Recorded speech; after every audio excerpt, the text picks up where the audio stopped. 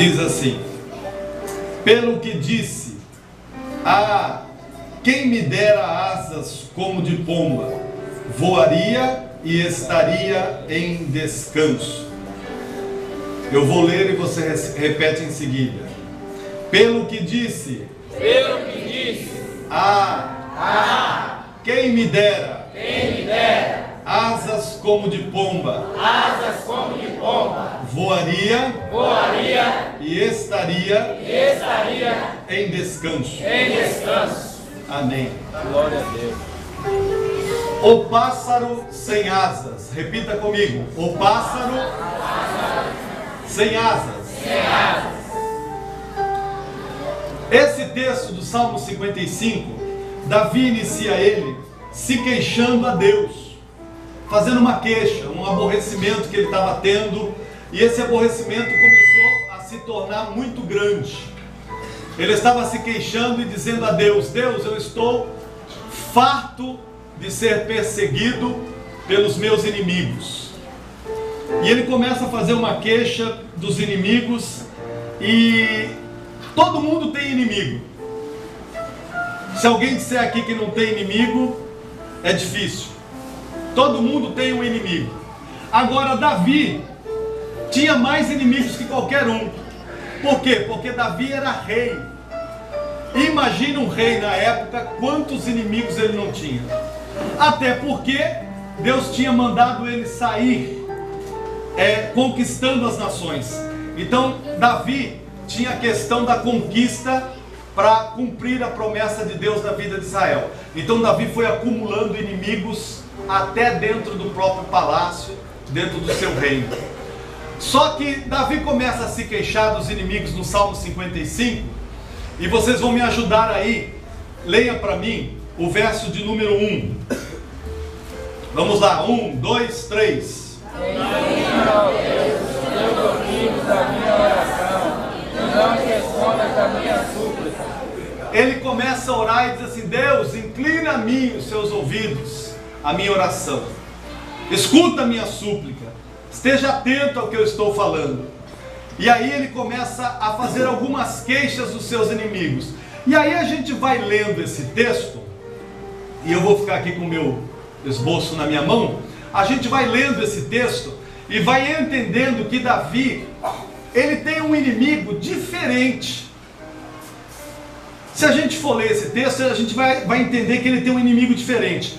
Veja lá no verso 12 agora. Aí eu queria que só um dos irmãos, com voz bem alta, para ficar claro. Versículo 12. Olha só a diferença do inimigo que Davi tinha. Verso 12. Quem vai ler para a gente? Não era o inimigo que me afrontava, então eu temia me suportava. Nem era o que me conhecia e se engrandecia contra mim, porque ele me teria escondido. Pois não era um inimigo que me afrontava, senão eu teria suportado. Quando você sabe que a pessoa é inimigo, já está guerra declarada. Não é assim? Nós estamos vendo lá na Europa, a Ucrânia e a Rússia e mais aqueles países lá, em conflito direto, guerra declarada. Então já sabe que é inimigo. Então quando a gente sabe que o inimigo é aquele, a gente já sabe, a gente suporta. Agora veja só, ele começa a dizer que não era um dos inimigos deles. Então ele está dizendo assim, ó: Senhor, não são os filisteus, não são os amorreus, não são os amonitas, não são essas nações pagãs que rodeiam Israel. Eles eu já sei que são meus inimigos. O Senhor tem me dado vitória sobre eles. Eu estou queixoso, Senhor, eu estou reclamando de um outro inimigo. Leia o verso 13 para mim. Um irmão ou uma irmã bem forte. Mas era tu, um meu igual. Isso. Eu via o meu amigo íntimo. Mas era tu, homem meu, igual. Ele está dizendo assim: era você, meu irmão. Meu inimigo era você, meu irmão.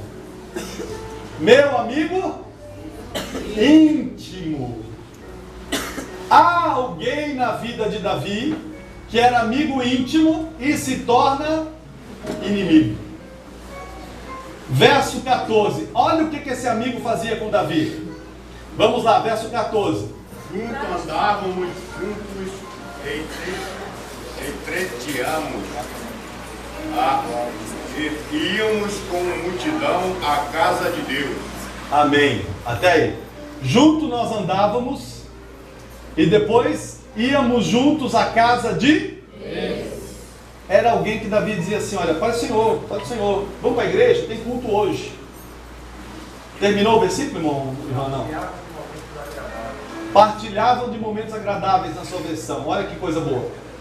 Era alguém que sentava do lado dele, que ia para a igreja junto, era alguém que estava junto com ele.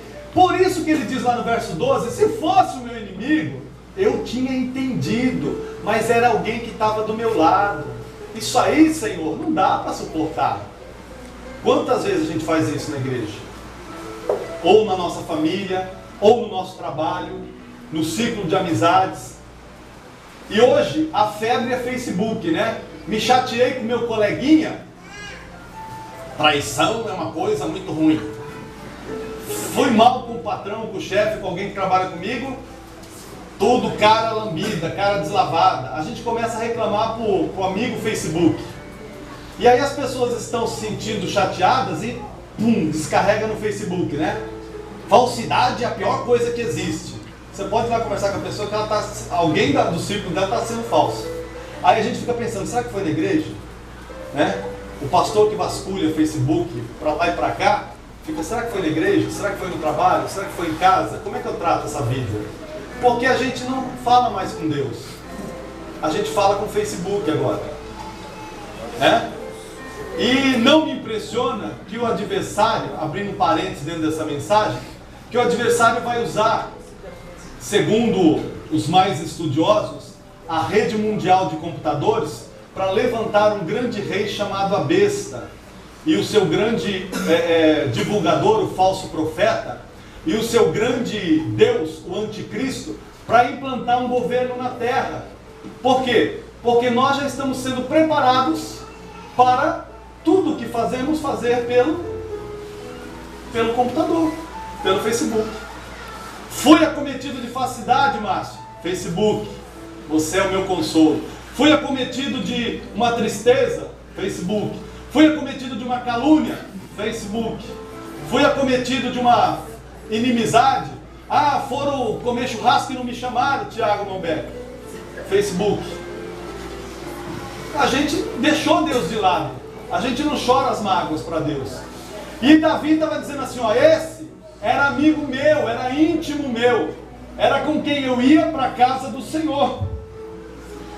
Salmo 124, verso 2. Eu vou pedir para o pastor Márcio me ajudar. Fica com o microfone aí, Márcio, esse outro aí, e você vai lendo para mim bem alto. Salmo 124, verso 2. Amém. Teus irmãos estão chegando lá de Santo Antônio, né? Graças a Deus por isso. Não fosse o Senhor que esteve ao nosso lado quando os homens se levantaram contra nós. Se não for o Senhor que estivesse ao nosso lado, quando os homens se levantaram contra nós. Na verdade, irmãos, uma coisa é fato. Nós temos muitos inimigos e não são poucos. E a Bíblia está chamando ele de homens. Pessoas às vezes até que nos rodeiam. Davi sofreu essa situação no círculo em que ele vivia, mais comumente chamado como igreja. Infelizmente. Agora, os ataques desse inimigo. Nós vamos voltar para o texto que nós lemos aqui, Salmo 55, e agora nós vamos discorrer dentro desse texto algumas coisas. Salmo 55, verso 3. Davi começou a se queixar dos inimigos. Davi começou a falar com Deus. No verso 3, os ataques causavam aborrecimento a Davi. Leia para mim, pastor Márcio, verso 3. Por causa do clamor do inimigo e da opressão do ímpio, pois sobre mim lançam calamidade, furiosamente me hostilizam. Os ataques eram os mesmos. Inimigos causando opressão. E aí no verso 4 e 5, ele fala de algumas coisas que vêm contra a minha vida e contra a sua vida, que vão lhe parar, que vão lhe paralisar, que vão deixar você sem ação. E é contra essas coisas que a gente precisa lutar. Diz aí o verso 4 e 5 agora. Estremece-me no peito o coração, terrores de morte me salteiam, temor e tremor me sobrevêm, e o horror se apodera de mim. Ele está falando que o coração se estremece no peito, ele fala de medo, ele fala de pavor, de tremor e temor. São coisas que nos paralisam. Diga assim, o medo me faz parar. Toda vez que a gente tem um medo de alguma coisa, a gente para, irmão. A gente para em qualquer área da vida, seja na espiritual ou material. Se eu tenho que tomar alguma ação, alguma medida, e o medo avança sobre mim, eu recuo, eu paro, eu fico estático, eu deixo. Deus não tem condições de trabalhar sobre a minha vida quando eu estou com medo. Por isso que ele fala lá em Josué, olha, não pasmes, ou seja, não tenha medo, nem te espantes, te esforça, eu não te mandei. Por isso que ele fala isso, porque quando o medo vem sobre nós, a gente para, ok? Deu para entender a situação que Davi estava? Questão dos inimigos, essa questão do medo, toda essa questão que às vezes o inimigo pode ser até dentro do círculo próximo nosso, amém? Isso é só a introdução da mensagem, porque aí vem o verso 6 que nós demos como tema da mensagem, e aí Davi brota diante desse cenário que eu expliquei para vocês, brota um sentimento em Davi, um desejo muito forte no coração, e aí o verso 6 diz assim, pelo que ele disse, ou seja, ele quem? Davi. O que ele disse aí, pastor Márcio? Quem me dera asas como de pomba. Isso, até aí. Ele diz assim, em algumas traduções, principalmente na João Ferreira de Almeida, vai ter uma interjeição de sentimento aí, né? Uma interjeição que é a letra A e o H, que é como se fosse um suspiro, né? Alguém lê assim, não é assim, é Ele estava suspirando, ele estava dizendo assim, quem me dera. Se a gente lê esse versículo assim, muito reto, a gente não tem o sentimento dele. Então ele está dizendo assim, está doendo aqui dentro.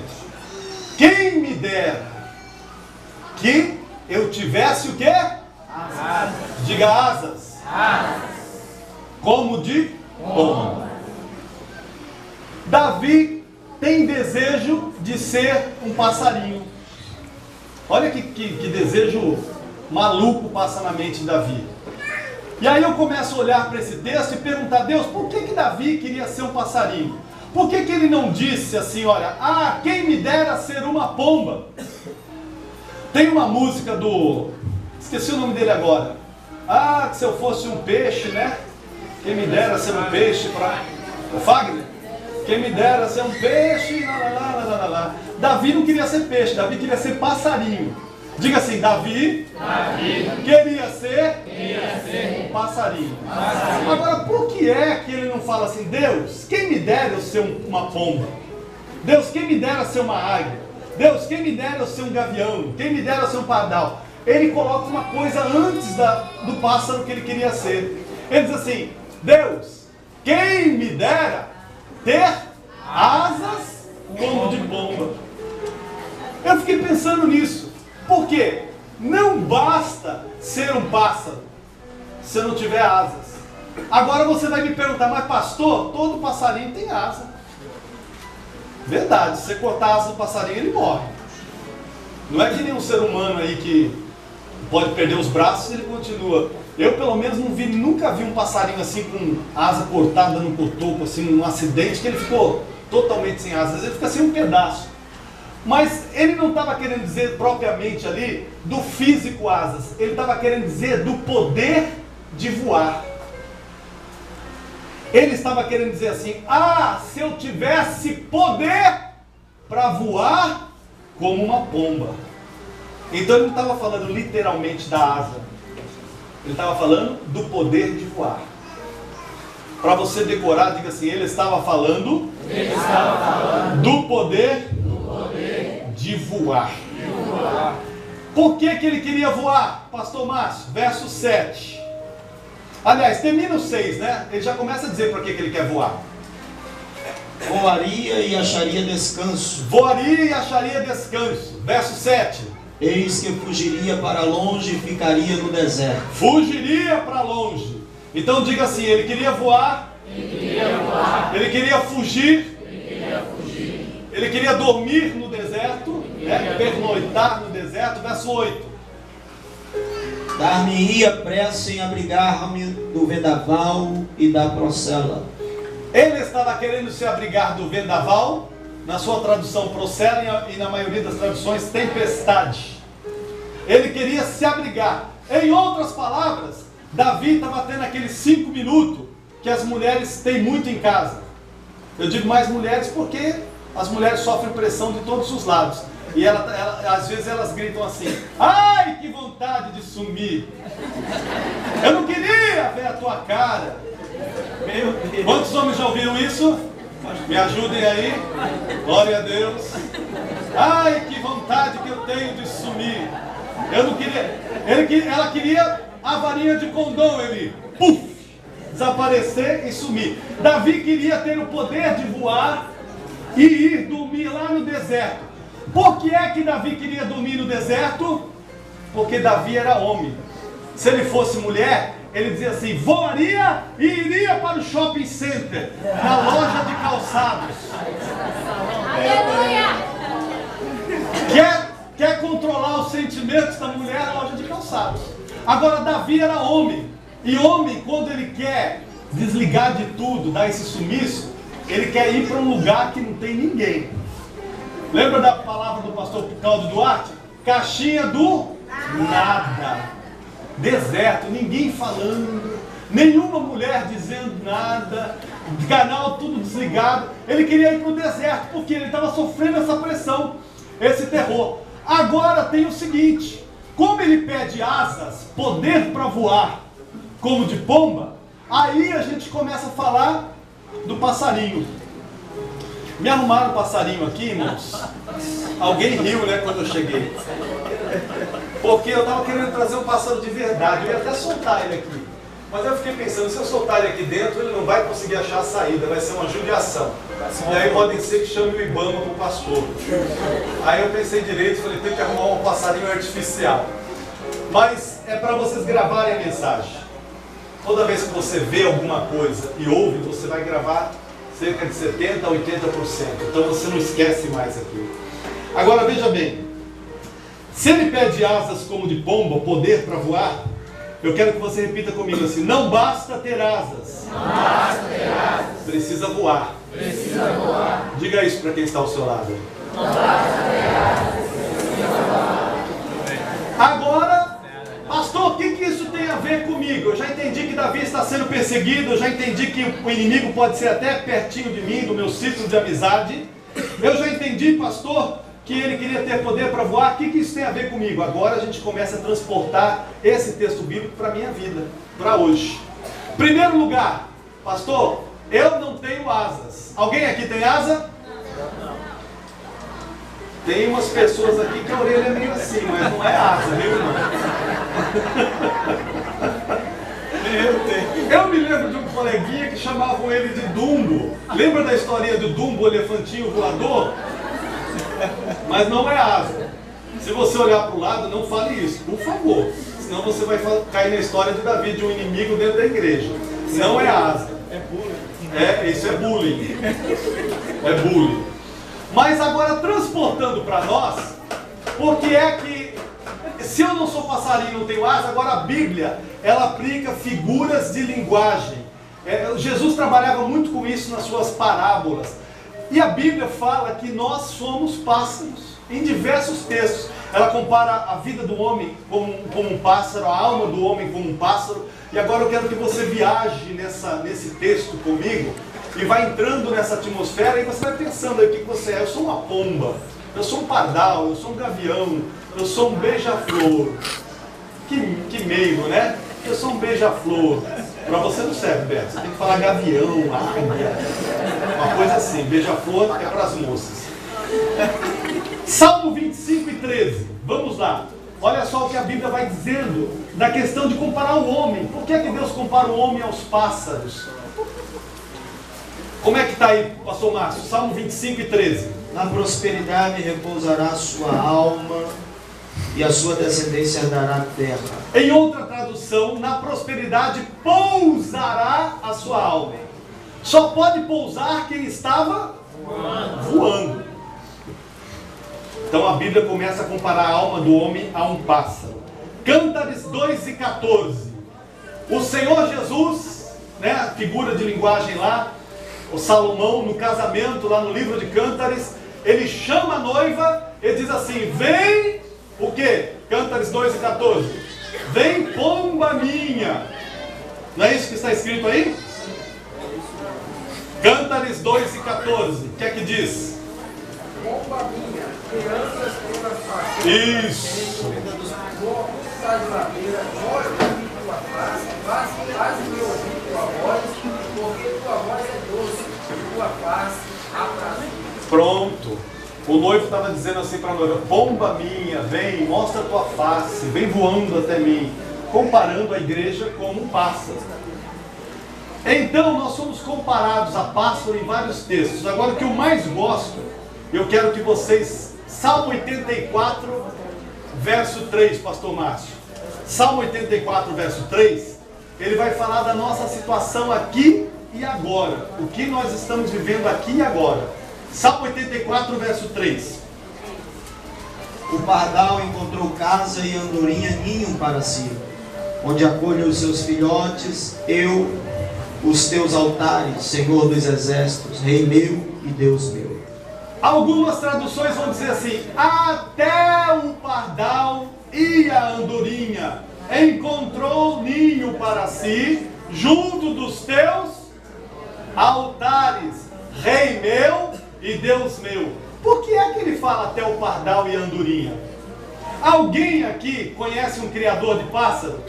Ou já foi na casa de alguém que tem passarinho? Todo mundo já viu um passarinho na gaiola? Quantos pardais você já viu na gaiola? Ninguém nunca viu um pardal na gaiola? Pardal não presta para nada, irmão. Pardal canta? Pardal não canta. Pardal é colorido? Aliás, não dá nem para falar direito que cor que é o pardal. Ele é meio acinzentado, meio cinza. Pardal perturba muito. Pardal faz ninho, tudo quanto é buraco do telhado. Se você não... Pardal é um passarinho que não vale um centavo. Se alguém quiser vender um canarinho, um sabiá, um curió, alguém vai dizer assim: esse canta, é macho, é fêmea. Tem toda aquela história dos colecionadores de pássaros, que eles vão dar um valor, e tem passarinho aí que custa muito caro. Agora pardal não vale nada. Ninguém quer ter pardal em casa. Nem de plástico eles fazem o pardal. Nem de plástico para vender, não presta. Agora a Bíblia vem dizer que até o pardal encontrou casa. E andorinha? Alguém já viu andorinha na gaiola? Irmão, eu morei numa cidade que tinha invasão de andorinhas toda tarde. Determinada época do mês as andorinhas iam para lá. Sabe o que elas faziam? Destruíam a praça. Faziam cocô na praça inteira. Aquela revoada de andorinha. Não tinha... Se ficasse carro lá, era ácido, queimava a pintura do carro. O prefeito estava estudando com o meio ambiente o que fazer, porque não podia matar. A acidez corroía os carros e estava acabando com a praça, que era o centro da cidade. Então diga assim: pardal não serve para nada. Você, mulher que está aqui, se tiver um homem do seu lado, diga assim: pardal, você não serve para nada. Diga! Coragem, mulheres! Diga: pardal, pardalzinho, você não serve para nada. Você, homem que está aqui, se tiver uma mulher do seu lado, diga: andorinha, você também. Não serve para nada, irmãos. Agora olhe comigo. Olhe comigo uma coisa. A Bíblia é linda, porque o Senhor Deus vem dizendo assim: até o pardal encontrou casa e a andorinha ninho para si. Aonde? Junto dos teus altares, Senhor dos exércitos. Rei meu e Deus meu. Quando você não prestava, quando você não valia nada, quando ninguém pagava um centavo por tua vida, quando ninguém lhe dava nada, quando a tua miséria, o teu pecado, o que você fazia lá no mundo era terrível, ninguém lhe dava um conto de réis por tua vida, Deus vai lá e fala assim: eu tenho uma casa para você, eu tenho ninho para você, eu tenho lugar para você, eu tenho morada para você, vale a pena investir em você. Você pode louvar o Senhor por isso? Se a Bíblia dissesse assim, olha, o curió, o sabiá encontra lugar, a gente ia dizer, ah, Deus está fazendo discriminação. Não, ele vai lá embaixo, pega ralé dos pássaros e diz assim, esse passarinho que não serve para nada, eu quero. Eu quero drogado, eu quero a prostituta, eu quero o bêbado, eu quero aquele que pratica toda espécie de pecado, eu quero aquele que não tem futuro. Esses eu quero arrebanhar e colocar todos no lugar chamado Casa de Deus. E eu acho interessante que ele fala assim, eu não quero eles longe não, eu quero eles assim, junto do meu altar. E aí a gente cantou, né, Brett? Cantamos o coro desse hino que nós cantamos o último aí. Dá-me tuas asas pra te alcançar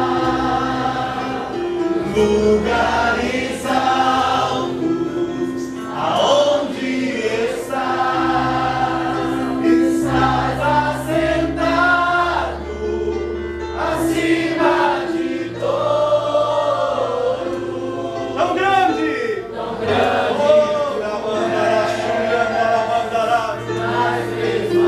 O que ele faz comigo?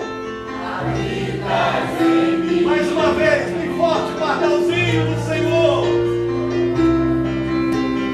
Dá-me tuas asas para te alcançar. Lugares altos. Aonde estás? Estás assentado, Senhor. Acima de todos. Diga que ele é grande, diga que ele é grande.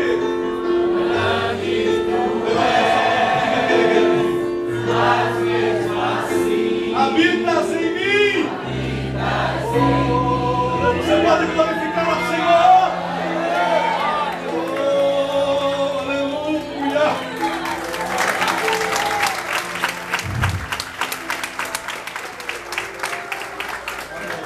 Encontramos lugar na casa de Deus. Agora, tem situações que quando a pessoa prende um passarinho, eu vi meu avô fazendo muito isso, ele criava um periquito. E tem alguns criadores de calopsitas aqui também. Eu até pensei em pedir emprestado a calopsita da Fernanda, mas eu disse, não vai dar certo. Se eu soltar ela na igreja, ela é meio brava, né? O que ele faz para a gente impedir o movimento desse pássaro, impedir que ele voe? Vai lá naquela ponta. Tem até um estudo científico, o negócio é sério, irmão. Eu comecei a estudar para passarinho aí, e ele tem três penas assim na ponta da asa, que aquelas penas é que faz ele voar. Se você cortar a pena certinha dele, ele não voa mais. Você não precisa cortar a asa inteira, como fez um sobrinho meu, foi lá e sangrou o coitado do passarinho. É a pontinha daquela pena, ele não consegue voar. A asa está grande, mas ele não voa. Cortaram a ponta da asa dele. Reduzir ele à escravidão. Sabe o que é isso? Se eu sou pássaro, estou junto dos altares do Senhor, acontece que determinadas coisas na minha vida podem estar cortando a pontinha da minha asa e eu já não consigo alcançar os lugares altos. Agora eu quero falar de 5 coisas com vocês para vocês entenderem que, como pássaros espirituais, o pássaro sem asas, primeira dela, diga assim, o pássaro sem asas, não voa. Primeira situação importante na nossa vida. Se eu deixar alguém cortar, eu não vou voar. Agora, verso 6 do Salmo 55, Davi está dizendo assim, quem me dera ter asas, porque então eu voaria. Se ele não tem asas, ele não voa. Se eu não voo, o que é que acontece quando o pássaro não voa? Irmão, quando o pássaro não voa, quando o crente não alça voo,